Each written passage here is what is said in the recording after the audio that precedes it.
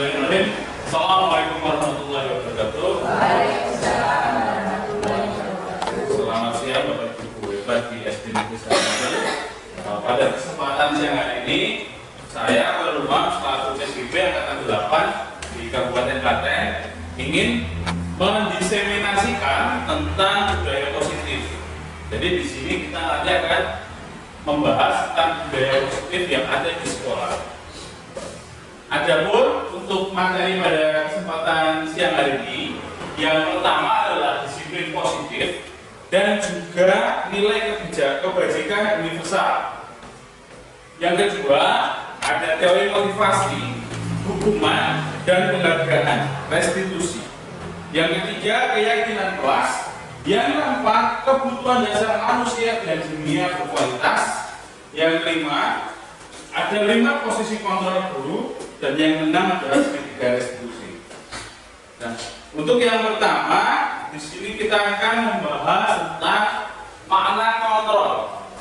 Makna kontrol menurut Dr. William Glasser dalam bukunya itu menyebutkan bahwa makna kontrol adalah yang pertama ilusi untuk mengontrol murid, yang kedua ilusi bahwa semua penguatan efektif dan bermanfaat. Yang ketiga, ilusi bahwa kritik dan membuat orang merasa bersalah itu dapat menguatkan karakter. Yang kelima adalah ilusi bahwa orang dewasa itu memiliki hak untuk memaksa. Nah, ini adalah makna kontrol yang dituangkan oleh Dr. William Glasser. Adapun nilai kebajikan universalnya di sini adalah nilai-nilai universal itu adalah sifat-sifat positif manusia yang merupakan tujuan mulia yang ingin dicapai oleh setiap individu. Salah satu nilai-nilai itu yang kita kenal dengan nama profil pelajar Pancasila, di mana profil pelajar Pancasila ini sekarang sudah mulai diterapkan di sekolah-sekolah. Kita sebagai guru juga wajib untuk mengembangkan nilai-nilai kebajikan ini, di mana nanti peserta didik kita akan menjadi seseorang yang mempunyai karakter dan mempunyai sebuah profil pelajar Pancasila, di mana profil tersebut bisa saling menguatkan satu sama lain untuk menjadikan sebuah individu menjadi individu yang berkarakter baik. Nah, Bapak Ibu semua, seringkali kita mendengar kata disiplin ya. Kata disiplin itu kan mindset kita, disiplin adalah taat terhadap aturan. Di sini rata-rata kita sebagai guru itu menghubungkan kata disiplin dengan kata tata tertib, teratur, dan kepatuhan terhadap peraturan. Juga seringkali disiplin di sekolah itu sering kita hubungkan dengan kata-kata hukuman. Akan tetapi disiplin di sini menurut Ki Hajar Dewantara itu dimana ada kemerdekaan, disitulah harus ada disiplin yang kuat. Sungguh disiplin sendiri itu bersifat self disiplin, yaitu kita sendiri yang mewajibkan kita dengan sekeras-kerasnya. Tetapi itu sama saja Bapak Ibu, sebab jika kita tidak cakap dalam melakukan self disiplin atau disiplin diri sendiri, maka wajib penguasa untuk mendisiplinkan diri kita. Dan peraturan demikian itulah yang harus ada dalam suasana yang merdeka. Syarat utama dari kita semua untuk menciptakan murid yang merdeka itu harus ada disiplin yang kuat. Yang dimaksud adalah disiplin diri. Nah, jika kita tidak memilikinya, maka kita akan memerlukan pihak lain untuk mendisiplinkan kita. Disiplin dalam diri disebut juga dengan motivasi internal, dan disiplin karena paksaan dari orang lain itu disebut juga dengan motivasi eksternal. Dan dalam nilai kebajikan universal itu adalah sifat positif, sifat positif dari manusia. Nah, Bapak Ibu, untuk membuat disiplin positif seperti ini, ada baiknya kita mendisiplinkan diri sendiri dulu, sebelum kita membuat orang lain menjadi lebih disiplin daripada sebelumnya. Dan untuk materi yang kedua, kita akan membahas tentang teori motivasi, hukuman, penghargaan, dan restitusi. Nah, di sini nanti kita akan membahas banyak hal terkait dengan hal ini, di mana ini sering sekali bersinggungan dengan kita di kehidupan kita sehari-hari sebagai pendidik. Apakah motivasi perilaku manusia, termasuk juga motivasi dari perilaku anak didik? Yang pertama adalah untuk menghindari ketidaknyamanan atau hubungan. Rata-rata manusia berperilaku baik, intinya untuk mengurangi ketidaknyamanan ataupun juga dengan menghindari hukuman. Selain hal tersebut, ada juga untuk mendapatkan imbalan atau penghargaan. Jadi keinginannya ingin berbuat baik A agar mendapat C, yang seperti itu. Dan yang ketiga adalah untuk menjadi orang yang mereka inginkan atau bisa menghargai diri sendiri. Ini yang seringkali erat dengan hubungan kita ya Bapak Ibu sebagai pendidik. Yang pertama itu adalah hukuman. Ini seringkali terdengar di kita. Hukuman itu adalah sesuatu yang menyakitkan terjadi, sifatnya mendadak, hanya satu arah dari guru untuk murid, bersifat paksaan, dan dampak dari hukuman itu adalah anak akan menyembunyikan kesalahannya serta mendorong menyalahkan dirinya anak. Ini adalah dampak dari hukuman. Kemudian yang kedua adalah konsekuensi. Konsekuensi itu adalah sesuatu yang harus terjadi. Ada kesepakatan dalam penyusunan konsekuensi sebelumnya, dan sebenarnya hal tersebut tidak nyaman untuk murid dalam jangka pendek. Dan dampaknya adalah mendorong kepatuhan, konsep diri baik, murid taat peraturan. Contoh sedikit dari hukuman. Ketika anak terlambat, maka mendapatkan hukuman dari kelas. Itu hanya satu pihak dari guru. Nah, rata-rata anak akan menyembunyikan kesalahannya. Contoh lain, misalnya ketika anak makan di kelas, kemudian guru mengetahui, maka akan dihukum oleh guru. Di situ hanya satu arah saja. Jadi ada penghakiman dari guru untuk anak. Tetapi kalau konsekuensi, ini adalah hal yang dibuat sebelumnya ketika akan memulai tahun ajaran baru. Contohnya, jika nanti terlambat, maka kamu harus menyapu. Ketika anak menyetujui, maka itu adalah sebuah konsekuensi. Akan tetapi, yang harus kita lakukan menurut dari Kiai Wantaro itu adalah restitusi, Bapak Ibu. Restitusi itu adalah pilihan menguatkan murid untuk jangka panjang. Dampak positifnya adalah masalah bisa terpecahkan, mendorong disiplin positif, konsep diri kuat, dan murid bisa belajar memecahkan masalah yang dialaminya. Jadi dalam kurikulum merdeka juga ada tentang restitusi. Jadi ini yang sekarang sedang digaungkan untuk mengurangi dua hal ini, hukuman dan konsekuensi. Jadi restitusi itu sekarang sedang dijalankan, sudah mulai dijalankan untuk disiplin positifnya, agar apa? Agar ada anak itu bisa berinisiatif untuk memecahkan masalah dan juga melakukan disiplin positif. Bagaimana dengan penghargaan, Bapak Ibu? Penghargaan itu sebenarnya tidak efektif menurut literatur yang ada. Penghargaan itu juga merusak hubungan. Jadi ada persaingan. Penghargaan menurunkan kualitas, penghargaan mengurangi ketepatan, dan penghargaan bisa mematikan kreativitas.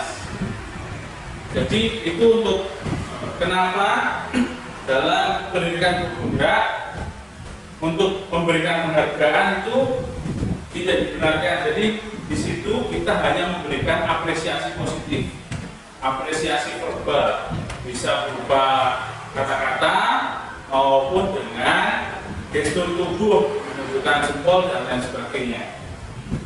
Nah, hal-hal ini seringkali memang kita adakan di lingkungan kelas kita, karena ya memang awalnya kita ingin anak itu bisa lebih baik dari sebelumnya dengan adanya penghargaan seperti itu.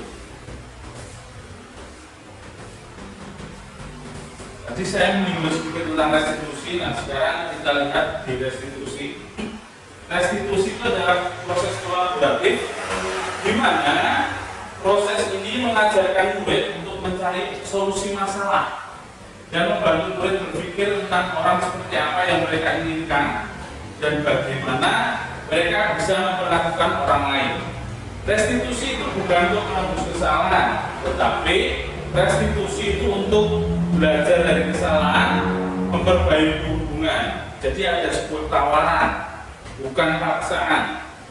Jadi fokus pada solusi dan karakter ini untuk mengembalikan murid yang bersalah pada kelompoknya. Dalam artian murid yang bersalah itu kita ajak bicara dengan baik-baik dengan langkah-langkah segitiga restitusi yang nanti juga akan kami jelaskan. Di situ nanti kita akan mengembalikan murid pada kelompoknya. Dalam artian di situ murid kita ajak bicara, kemudian kita jelaskan, kita terangkan apa yang menjadi maunya dia dan apa keyakinan Islam yang sudah dipakai, dan akhirnya murid itu bisa tersadar dengan murid memberikan solusi dari permasalahan dari anak tersebut. Nah, hal-hal ini itu adalah lebih humanis daripada dua hal yang tadi. Daripada hukuman dan konsekuensi, restitusi itu memang lebih humanis, dan itu sekarang sedang digalakkan dalam kurikulum merdeka ini. Dan materi yang ketiga adalah keyakinan kelas. Nah, keyakinan kelas itu adalah nilai keselamatan yang disebut keyakinan adalah nilai kebajikan universal yang disepakati secara tersirat maupun tersurat, menekankan pada keyakinan seseorang akan lebih memotivasi seseorang dari dalam diri. Bagaimana pembentukannya? Nah, keyakinan kelas ini sifatnya abstrak daripada peraturan. Kemudian berupa pernyataan universal, dibuat dalam bentuk positif. Misalnya kata-kata tidak boleh datang terlambat bukan menjadi masuk sekolah tepat waktu. Kemudian tidak boleh jajan sembarangan juga menjadi makan makanan yang bergizi. Keyakinan kelas sebenarnya tidak terlalu banyak agar mudah dihafal. Keyakinan kelas sebenarnya sesuatu yang dapat diterapkan di lingkungan. Semua warga kelas sebenarnya ikut berkontribusi dalam pembuatan keyakinan kelas lewat kegiatan surat pendapat dapat ditinjau dari waktu ke waktu. Nah, kemarin saya di kelas 6 sudah menerapkan hal ini, Bapak Ibu. Jadi anak-anak saya memberikan note, kemudian anak-anak saya instruksikan untuk mencurahkan pendapatnya, kelas kita mau dibawa kemana.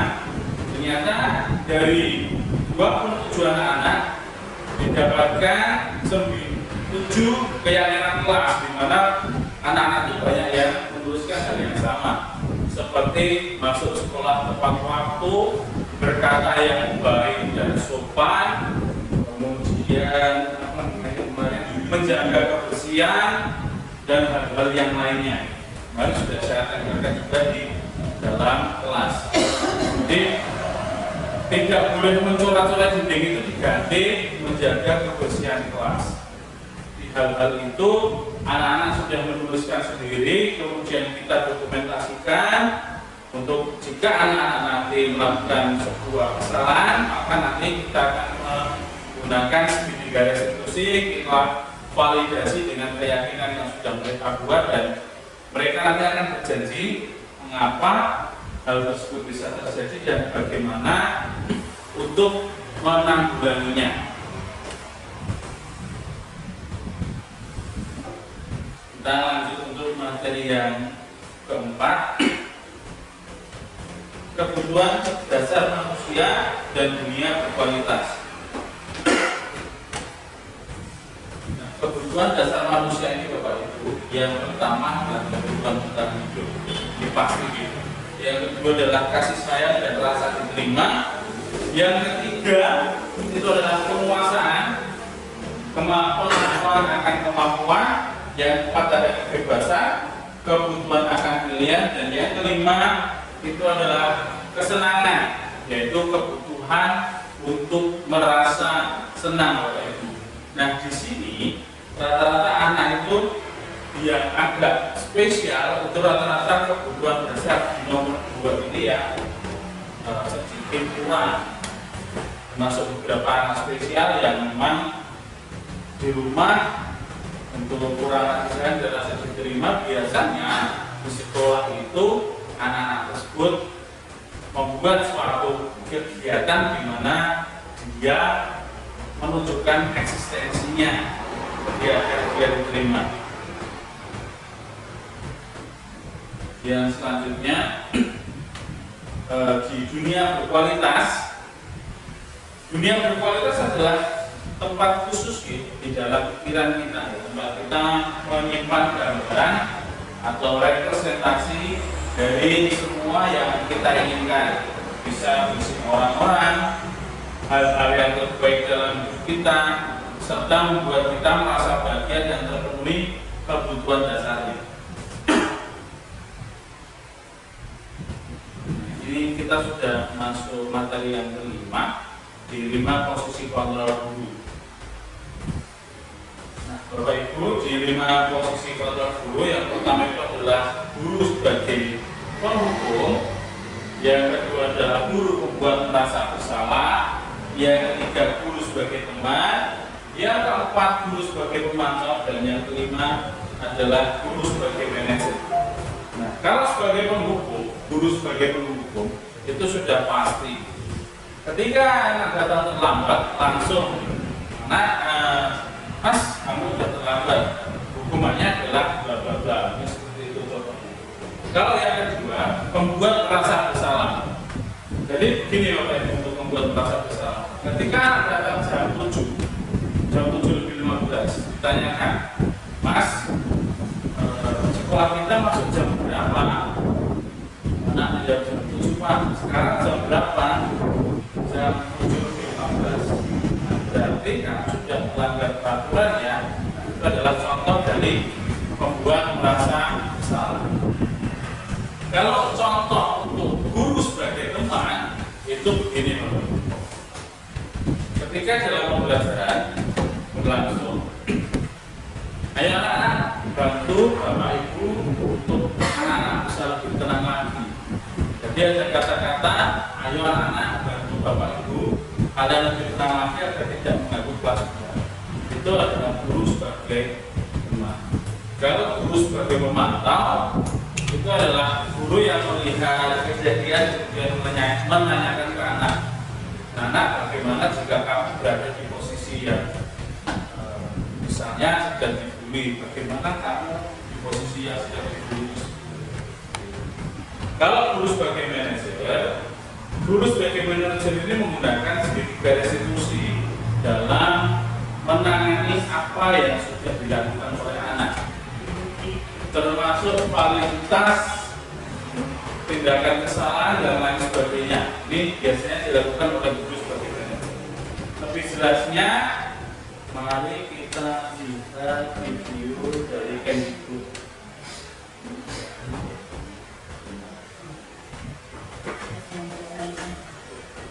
Ini di PMM ada ya Bapak?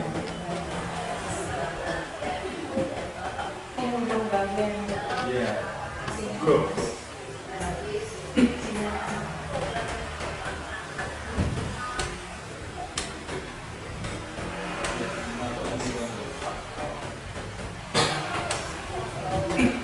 Nah ini Bapak Ibu, agar pendidik bisa mengenali dirinya sendiri.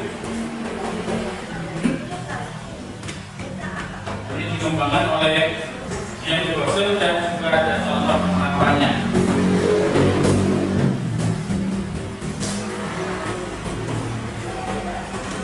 Ini di PMN gitu Bapak Ibu bisa Sani BMM banyak.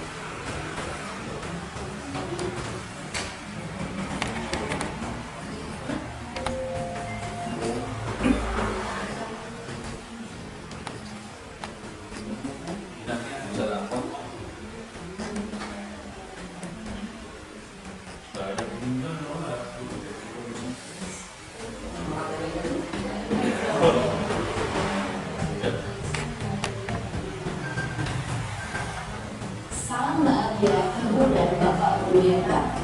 Dalam penerapan desain institusi, salah satu program yang dikembangkan adalah 5 posisi kontrol. 5 posisi kontrol adalah proses perjalanan seorang pendidik adat. Pada video kali ini, kita akan membahas tentang 5 posisi Pengembangan 5 posisi kontrol oleh Daya dosen dan contoh penerapannya.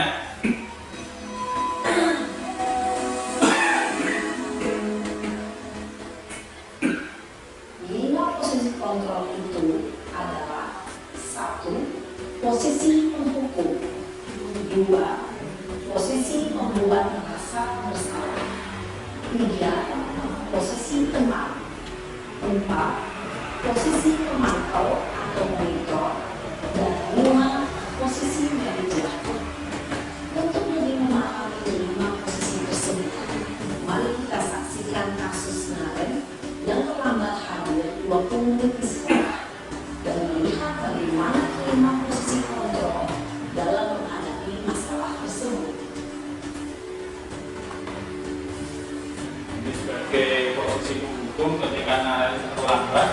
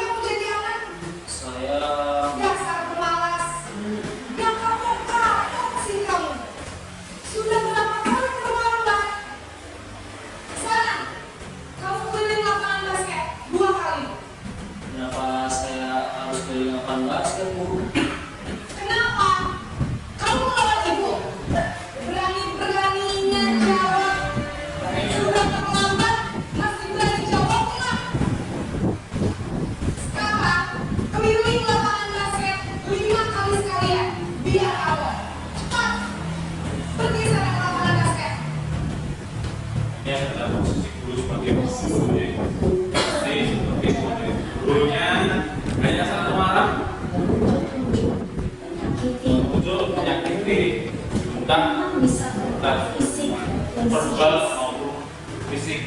Ibu dan bapak guru menyatakan dampak yang terjadi pada murid ketika guru berada pada posisi menghukum lebih cenderung akan memberontak, bahkan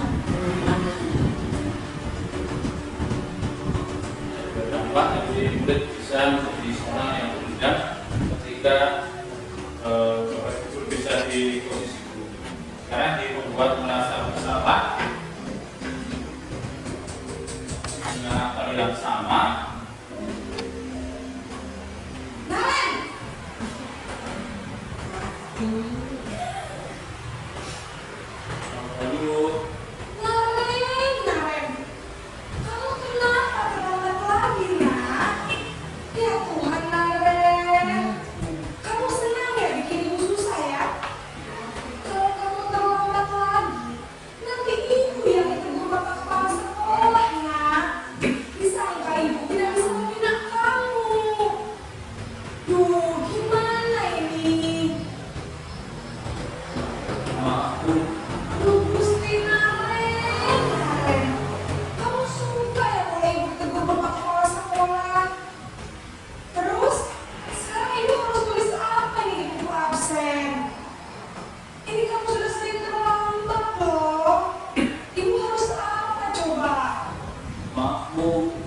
Maaf sekali.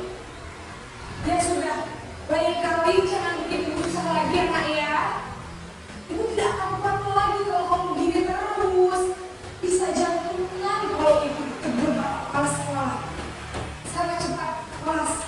Maaf ya Bu, maaf sekali. Jangan posisi di membuat rasa Posisi membuat rasa bersalah, berbicara dengan nada tenang, cenderung lembut, namun kata-kata yang diutarakan membuat murid merasa menjadi orang yang gagal, memandang buruk dirinya sendiri, merasa tidak berharga, dan tidak sanggup membahagiakan orang lain. Ketika guru mengambil posisi membuat rasa bersalah, murid akan menganggap dirinya yang bersalah dan ia akan menyimpan emosi negatif tersembunyi dalam dirinya. Murid akan merasa sebagai identitas yang gagal di membuat merasa bersalah. Sekarang di posisi teman masih dengan aktor yang sama juga.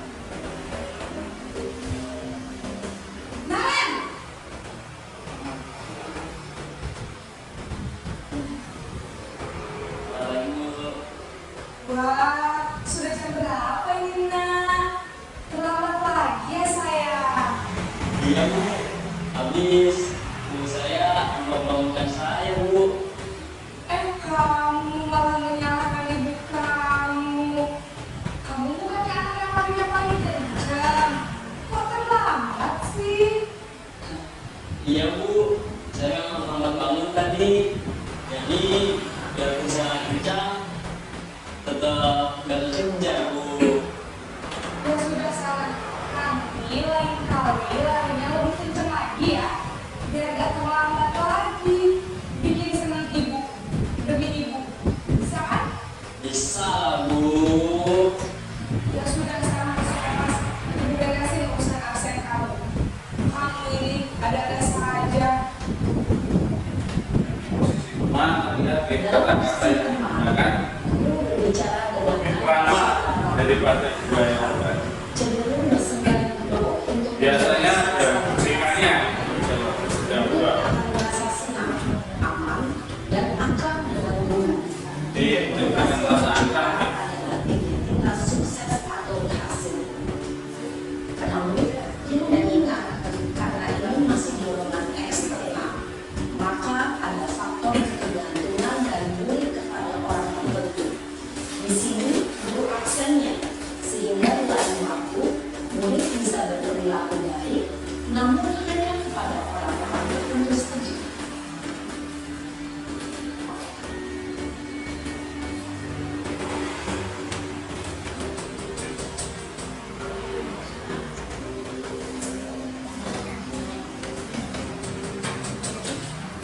Nah sekarang dia berada di posisi sebagai pemantau.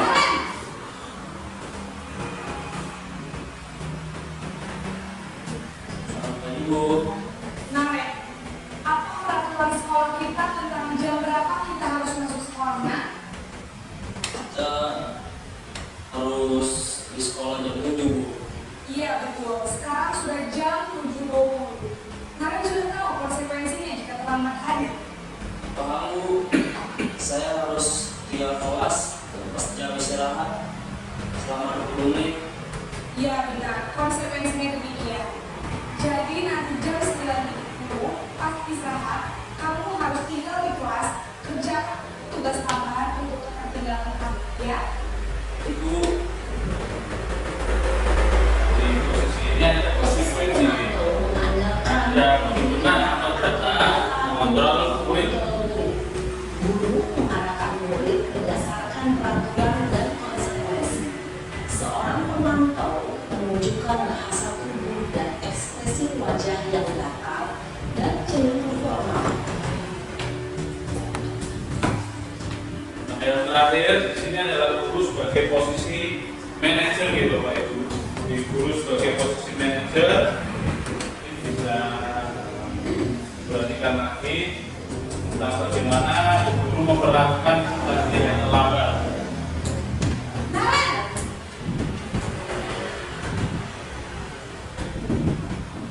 selamat pagi Bu. Selamat pagi, Naren.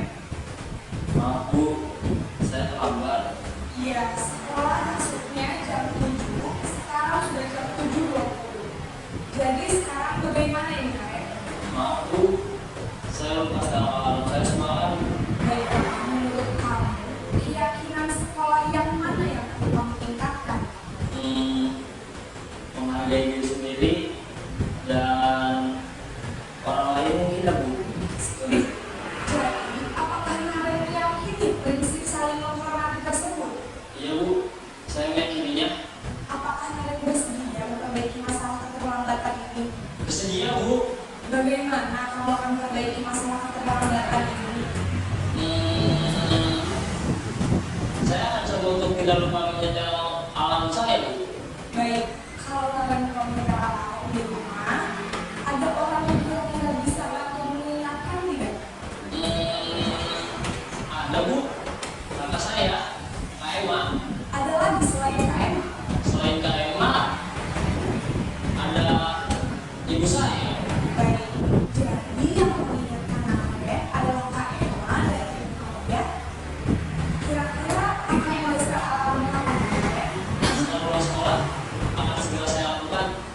Baik, jadi Naren akan setel alarm untuk bangun besok pagi dan akan diingatkan oleh kakak dan ibu dan Naren, ya. Ada lagi yang mungkin perlu dilakukan, Naren, agar tidak terlambat bangun lagi. Baik, Naren, terima kasih untuk kerjasama kamu. Sekarang kamu perlu kembali ke kelas untuk belajar. Baik Bu, terima kasih. Nah, di dalam posisi guru sebagai manajer Posisi manajer itu guru akan membimbing murid gitu. Jadi ada identitas positif dan akan membuat pertanyaan bermakna. jawab dan dapat memecahkan Guru akan membuat murid memecahkan masalahnya sendiri. murid dapat berefleksi atas tindakannya. Ya, murid berefleksi dengan tindakannya. Pertanyaan bermakna Dampaknya adalah murid mandiri, percaya diri dan dan mencari sebuah solusi untuk menyelesaikannya. Ibu dan bapak guru hebat setelah mengalami adegan kelima posisi kontrolan. Kira-kira posisi mana yang paling ideal? Posisi mana yang dapat bekerja motivasi intensif? Ya, tentu posisi manajer. Posisi ini memang posisi manajer adalah posisi ideal yang ingin dituju oleh yang sisi. guru Jadi dapat guru dapat menerapkan sisi positif pihak yang beriak pada murid dan juga memerdekakan murid. Perjalanan seorang pendidik tentunya tidak mudah untuk sampai pada posisi seorang manajer. Namun, tujuan kita pasti, yaitu menciptakan murid manajer yang mandiri Merdeka dan dan bertanggung jawab. Semoga penjelajahan 5 posisi kontrol yang telah diperlihatkan ini dapat menjadi ajang refleksi bagi kita semua agar dapat terus mengasah dan menerapkan disiplin positif yang memerdekakan murid. Mari terus berlatih dan bersemangat. Selamat menerapkan. Salam dan bahagia Ibu dan Bapak Guru hebat. kita langsungkan. Sekarang kita akan masuk ke tahapan segitiga restitusi, di mana ini adalah tahapan terakhir atau yang keenam dari materi budaya positif. dalam segitiga restitusi itu ada tindakan-tindakan yang perlu dilakukan oleh seorang pendidik. Yang tahapan pertama itu adalah menstabilkan identitas. Ketika anak berbuat salah, itu kita stabilkan identitas anaknya dengan cara ada dua hal yang sering menjadi pembuka pertanyaan. Ada setiap orang pasti pernah melakukan kesalahan dan juga kamu bukan satu-satunya yang pernah melakukan hal ini atau kesalahan ini. Ini untuk menstabilkan identitas dari peserta didik. Kemudian yang kedua adalah tentang menanyakan keyakinan. Keyakinan kelas apa yang telah kita sepakati bersama dengan anak ya. Kamu ingin menjadi orang seperti apa? Dan yang ketiga adalah tentang validasi tindakan salah. Pasti punya alasan untuk mengapa melakukan kesalahan tersebut dan ada cara yang lebih efektif untuk mendapatkan apa yang dibutuhkan.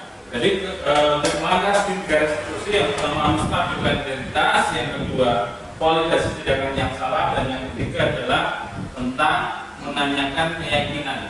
Jika hal ini bisa kita terapkan dalam kelas dan anak bisa menyelesaikan permasalahannya sendiri, maka diharapkan anak itu bisa menjadi seseorang yang lebih mandiri dan kita juga mengurangi penggunaan hukuman dan juga konsekuensi yang mungkin masih sering terjadi di sekitar kita ya.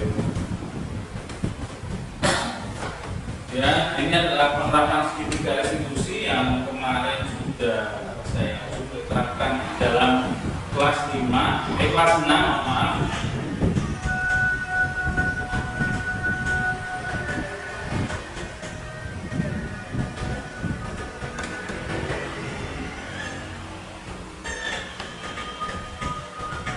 Ini adalah penerapan segitiga restitusi yang kemarin saya lakukan bersama anak-anak di kelas 6, 2 anak, lebih tepatnya 2 anak ya.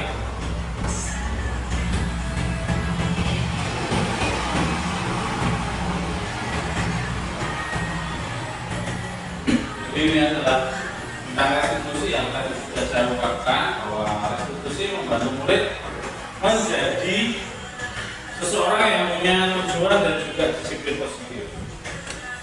Langkahnya adalah menstabilkan identitas, validasi tindakan yang salah, serta menanyakan keyakinan dari anak tersebut.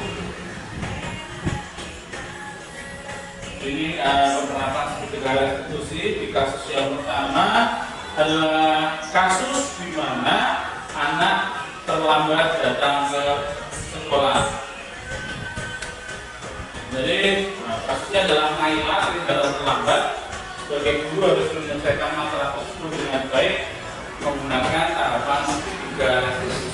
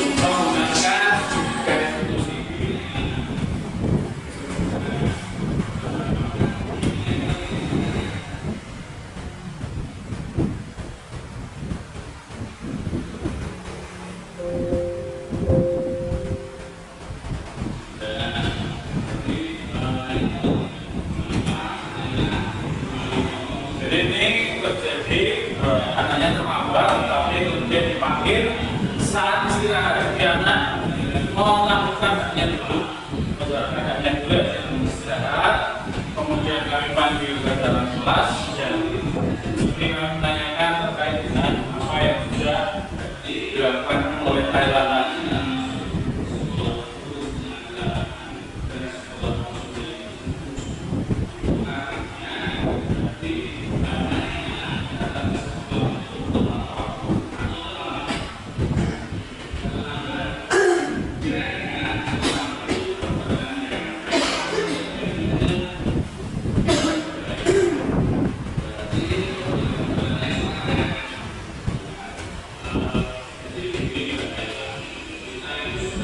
Jadi di sini ada menstabilkan identitas.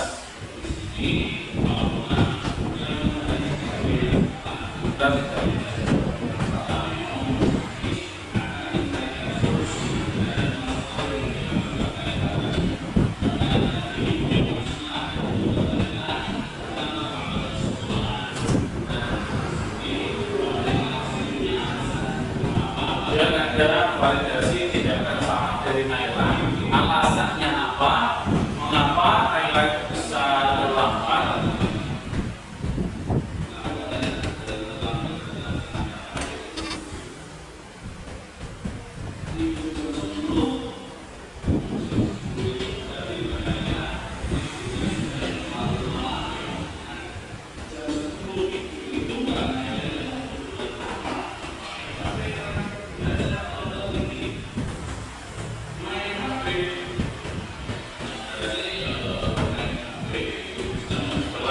Tindakan yang kedua yaitu tentang validasi tindakan yang salah, maka itu akan menunjukkan pertanyaan yang ketiga. Pertanyaan yang ketiga itu nanti gunanya untuk menanyakan keyakinan yang sudah dibuat di awal ajaran. Jadi ada pertanyaan tentang menanyakan keyakinan apa saja yang sudah dibuat bersama.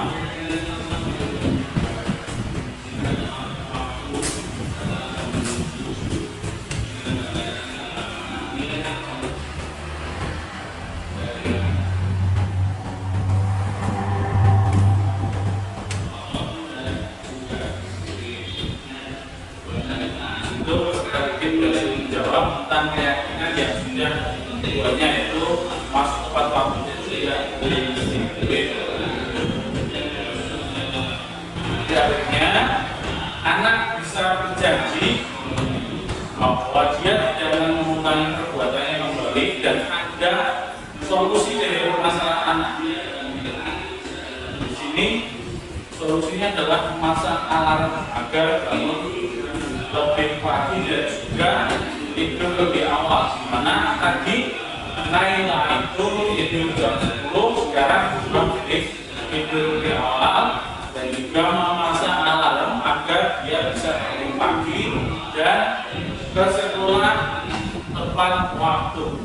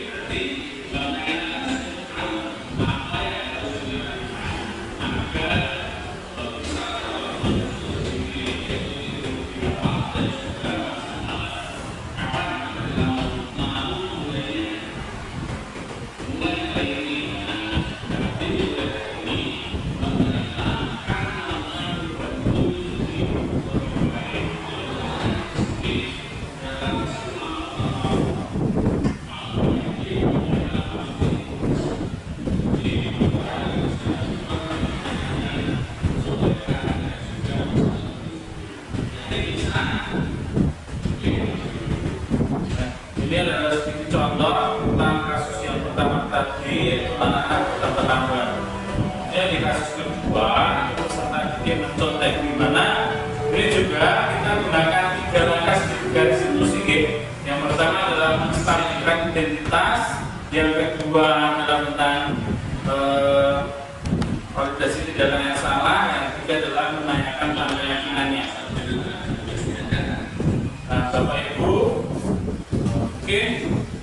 sedikit presentasi dari saya tentang disiplin budaya positif yang berada di sekolah ya. Disiplin budaya positif yang ada di di lingkungan sekolah. Mungkin Bapak Ibu ingin sharing tentang hal terkait dengan budaya positif, atau mungkin Bapak Ibu ada sesuatu hal yang ingin ditanyakan, mungkin kita bisa berdiskusi sejenak di dalam forum ini. Umumnya sama, kita mempunyai visi dan misi yang sama, yaitu di sini kita akan memerdekakan murid dan kita akan mencapai tujuan, yaitu mewujudkan generasi yang unggul dan juga bermartabat sesuai dengan profil pelajaran Pancasila yang berwawasan lingkungan. Monggo Bapak Ibu, saya buka forum untuk bertanya jawab, forum diskusi untuk kita semua agar ini bisa membawa perubahan baik untuk sekolah kita ke depan nanti. Monggo, waktu saya silakan pada Bapak Ibu yang ingin bertanya, monggo. Waktu kami aturkan. Monggo, Bu Parti. Saya mau mengatakan ya, di kelas 2 itu kan ada sama-sama. Oke. Kalau datang diantar sama ibunya. Ketika sudah mulai jam 7, anak-anak yang lain baru jam masuk kelas, anak tersebut tidak mau masuk kelas. Jadi sudah ada di depan sama ibunya. Dimasukkan tidak mau, ditinggal juga tidak mau. Jadi supaya semuanya bisa positif, cara menghadapinya apa? Oke, untuk izin menjawab. Untuk kasus dari kelas 2, anak mau masuk kelas juga tidak mau, ditinggal juga tidak mau, dan itu sudah melebihi jam masuk kelas gitu ya. Itu mungkin kita bisa lakukan pendekatan juga. Kita lakukan pendekatan, kemarin kita gunakan pendekatan psikoanalisis Bu. Jadi jika ada kasus unik seperti itu, kita gunakan pendekatan psikoanalisis, di mana kita bisa mendekati orang tuanya dulu. Sebenarnya apa yang terjadi dari kemarin-kemarinnya tentang si anak ini di rumah. Jadi sebaiknya di awal kita lakukan asesmen diagnostik dan kognitif. Jadi kita bisa mengetahui karakteristik tiap-tiap anak. Karena mumpung ini masih di awal tahun ajaran baru, itu mungkin kita bisa lakukan asesmennya, dan juga kita bisa melibatkan orang tua dengan kasus-kasus yang spesial tersebut. Kita bisa berkolaborasi dan berkomunikasi dulu terhadap orang tuanya, bagaimana dan apa yang terjadi di pagi hari, mengapa anak tersebut bisa seperti itu, karena itu kan masih di awal.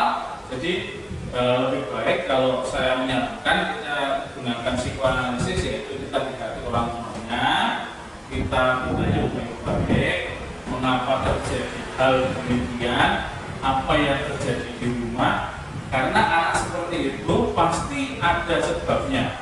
Jadi karena mungkin rebel di rumah itu, mungkin orang tuanya membangunkannya dengan lebih kurang lembut, mungkin seperti itu.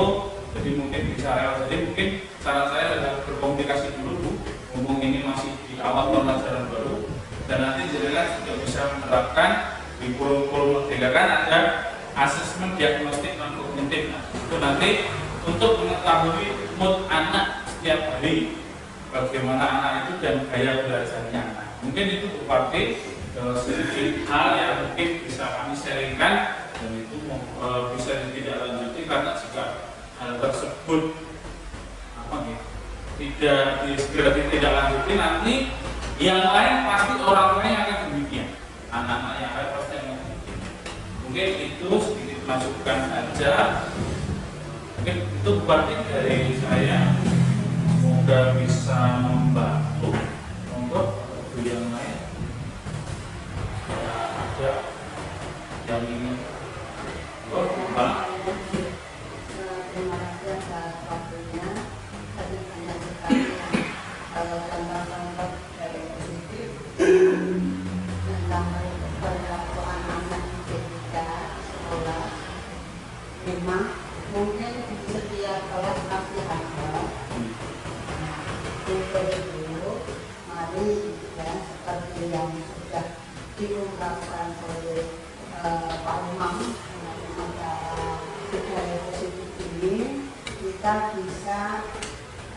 yang mengumpulkan anak-anak yang sekiranya seperti itu. Kemudian kita cari solusinya bersama-sama. Jangan sampai misalnya tadi di kelas sama, ya tidak hanya yang bisa menyelesaikan nanti tahunan, kita harus kolaborasi dengan teman yang lain, ya. Bahkan kita harus jangan sampai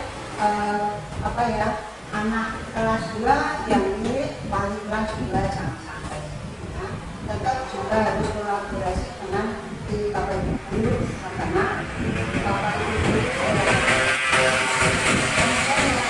ada laki-laki yang tidak mau melakukan upacara, yaitu kita harus takutnya naik dia tidak mau seperti itu. Nah, mari kita cari solusinya, ya, jangan sampai dibiarkan seperti itu.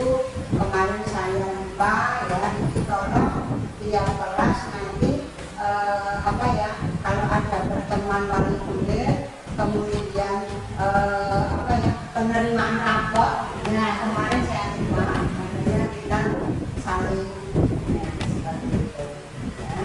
Memang tugas seorang itu salah satunya seperti itu. Karena kalau panjangan belum lulusan SPG, maaf, ya, SPG mesti pendekatan dengan anak itu banyak sekali. Nah, dengan acara seperti ini mungkin, ya, CPP, PPG jadi tahu untuk karakter anak. Memang kita selalu sadar. Masanya awalnya prima itu yang ketak, nekani, dan sebagainya. Monggo, terima kasih untuk ini. Berarti memang ini untuk belajar bersama, kita cari solusinya untuk anak kita di Indonesia. Terima kasih. Ibu, terima kasih atas masukan dari Bapak Sekolah. Semoga ini bisa menambah hal terbaik dalam diri kita dan bisa menimbulkan budaya positif untuk kemajuan pendidikan di SD Negeri 1 Mil. Mungkin ada lagi Bapak Ibu yang lain yang ingin bicara ini. Tanya. Oh, Tadi menurut gereja Yunataro akan disebutkan di mana ada aturan perbedaan, disitulah harus ada disiplin dan kuat. Kan saya belum paham apa yang dimaksud di mana ada kemerdekaan. Ya, di mana ada kemerdekaan, disitulah harus ada disiplin yang kuat. Kemerdekaan di sini yang dimaksud adalah kebebasan berekspresi dari murid. Nah, di situ murid harus mempunyai self-disiplin. Self-disiplin itu adalah sebuah hal di mana dia mempunyai keyakinan bahwa berbuat X itu salah, berbuat X itu salah. Tapi dia di situ berperilaku merdeka. Seperti halnya kan, ketika dia berekspresi di sebuah kanvas, sebuah gambar, dia bisa merdeka dengan menggambar. Tetapi dia tahu bahwa jika nanti menggambar di meja, menggambar di dinding, itu adalah perbuatan yang kurang baik. Maka dia merdeka di saat menggambar di kanvas, dia itu merdeka. Dia itu merasa terbebaskan jiwanya. Jadi itu sebenarnya adalah pengarahan dari hal-hal yang kurang baik menjadi hal yang baik. Seperti tadi saya contohkan, ketika anak itu kan keseringan ada meja, ada dinding, tetapi di situ dia diberikan kanvas. Dia tahu bahwa mencoret meja, mencoret dinding itu adalah perbuatan yang kurang baik. Tapi ketika dia memperoleh kanvas, dia tahu bahwa itu buruk, maka saat memperoleh kanvas dia itu merdeka. Jadi jiwanya merdeka. Tapi selain jiwanya merdeka, dia punya mindset disiplin yang kuat. Kalau ternyata mencoret ego itu perbuatan yang kurang baik, mencoret meja juga termasuk perbuatan kurang baik, di mana itu nanti kembali lagi muaranya melanggar keyakinan kelas yang sudah dibuat. Keyakinan kelas yang sudah dibuat adalah tadi menjaga kebersihan kelas. Menjaga kebersihan kelas itu tidak hanya yang terlihat di buku yang terlihat, akan tetapi juga seluruh sarana prasarana yang berada di kelas. Jadi di situ ya titik di mana ada kemerdekaan, disitulah harus ada disiplin yang kuat.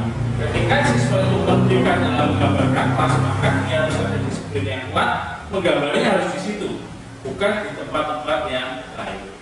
Jadi seperti itu. Kalau di sekolah berarti sekolah itu harus bisa memfasilitasi keinginan anak atau bukan? Ya, maka di kurikulum merdeka ada asesmen diagnostik non kognitif Ibu. Jadi di awal kita berikan asesmen agar kita tahu gaya belajarnya anak. Gaya belajar anak itu ada 3, ada audiovisual, ada visual saja, ada kinestetik.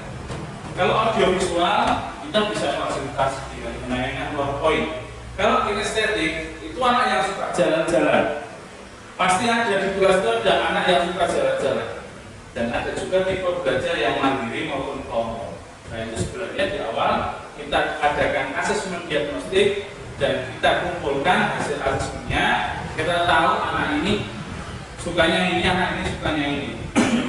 Jadi kalau memang ada anak yang suka berjalan-jalan, dia suka berkelompok, maksudnya tugasnya tugas kelompok, maka kita fasilitasi dengan menerapkan model pembelajaran, bisa menggunakan project based learning, bisa menggunakan games group turnamen, bisa menggunakan tim PNC. Dan disitu itu memfasilitasi dari anak yang mempunyai gaya visual, gaya belajar kinestetik, di mana dia itu nggak tenang, dia itu nggak tenang. Misalnya duduk di sana, tahu di sana, tahu di sana, nah itu biasanya gaya belajarnya adalah kinestetik. Dan yang audiovisual kita bisa fasilitasi dengan seperti itu. Kalau di awal memang kita harus melakukan asesmen diagnostik non kognitif terlebih dahulu agar kita tahu treatmentnya anak tersebut. Jadi mungkin itu, mungkin jika ada yang belum mengetahui tentang asesmen diagnostik non kognitif, mungkin nanti bisa saya share contohnya baik di kelas bawah maupun di kelas atas, karena di kelas bawah dan di kelas atas itu berbeda asesmen. Di kelas bawah itu lebih ceria, kalau di kelas atas itu lebih serius. Jadi mungkin itu jadi dari kami. Jadi monggo. Mungkin yang dikatakan begitu nanti ada fasilitasinya apa. Misalnya tadi kan ini gambar. Mungkin juga karena kita alhamdulillah ini kan awal-awal masuk sekolah. Jadi tahu video merasakan dulu ya. Jadi tahu oh berarti besok anak tersebut sukanya gambar. Kita ada ekstra. Nah kita sarana ke sana. Ya kan seperti itu. Kemudian juga pada waktu anak-anak misalnya dikasih dengan nulis matematika. Nanti nulisnya sambil gambar. Itu bisa. Nah seperti itu nanti salah kamunya berarti kan anak tersebut bawa buku gambar. Jadi tidak sekolah semuanya dari sekolah. Nah kan seperti itu, apalagi sekarang kurikulum merdeka. Berarti panjenengan tidak harus melulu di dalam kelas. Nah ada fasilitas ke lapangan monggo. Nah ada fasilitas ke tempat sepeda. Yang penting panjenengan nyaman, anak-anak nyaman bisa belajar. Apalagi kelas 1, di mana kelas 1 itu harus ada contoh nyata biar anak tersebut bisa lebih paham. Ada lagi Bapak Ibu sebelum kita akhiri.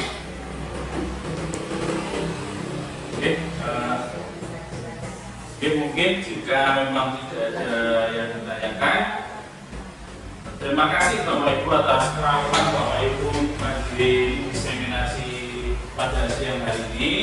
Kemudian jika ada salah itu tentu datangnya dari saya, jika ada lebihnya itu datangnya dari Allah Subhanahu wa taala. Nasrul minallah wa fathun qarib. Wassalamualaikum warahmatullahi wabarakatuh. Terima kasih Bapak Ibu.